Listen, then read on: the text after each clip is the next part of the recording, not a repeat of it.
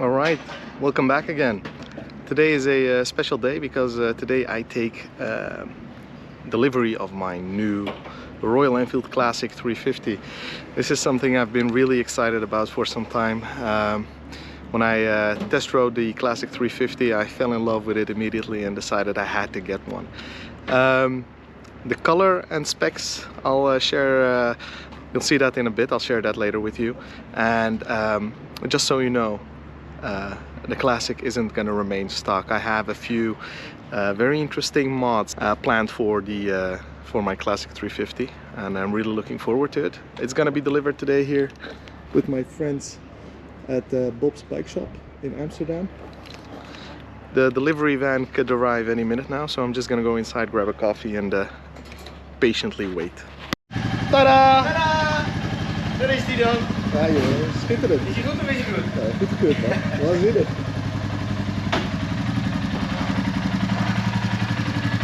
Ja joh,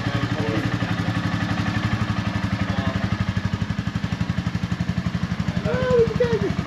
Hij moet blij zijn. Altijd toch? Ja, mooi.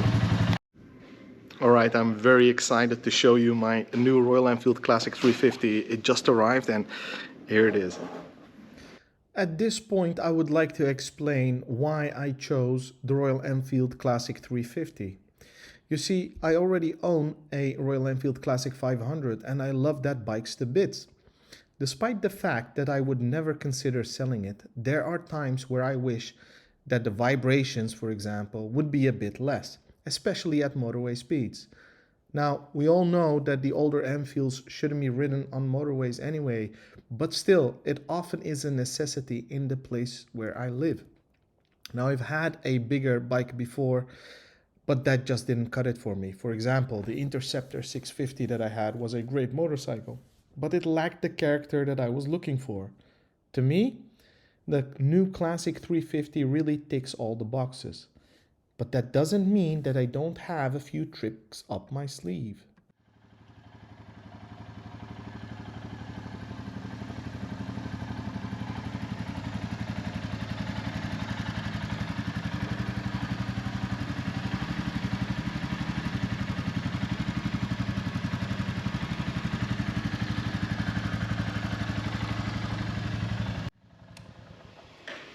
So, what are the plans? A couple of things. I will first off remove the exhaust system and replace it with a free-flowing exhaust system from Hitchcock's motorcycles. The air filter and the air filter housing is going to be replaced with a free-flowing air filter and a modified air filter lid. I got a Fuel X Pro ready to go into the bike, and on top of that the ECU is going to get hacked. Now this is a tricky bit because it hasn't been done before, at least not that I know of. What we're going to do is we're going to remove all the limiters of the ECU. So that's the speed limiter and the rev limiter.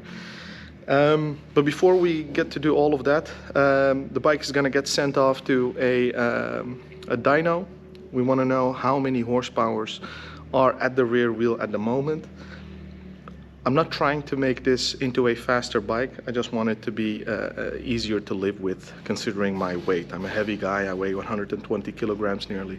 So yeah. What do I expect? 4, 5 extra horsepowers, maybe. That would mean about 20% extra performance increase, 20-25%. But to measure is to know, and therefore we're gonna make sure that we know exactly what we have when we begin with. Stay tuned because I'll make a video about me installing the, I almost forgot, the performance camshaft. I'm going to be installing a performance camshaft as well.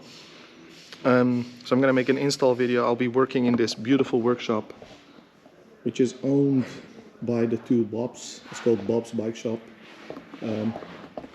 They allowed me to work on my bike here, so I'm going to open her up next week, install all the parts that I have from Hitchcock's, and then we're going to send her off again to dyno it again and see what the results are. So if you want to find out more, make sure you stay tuned. All right.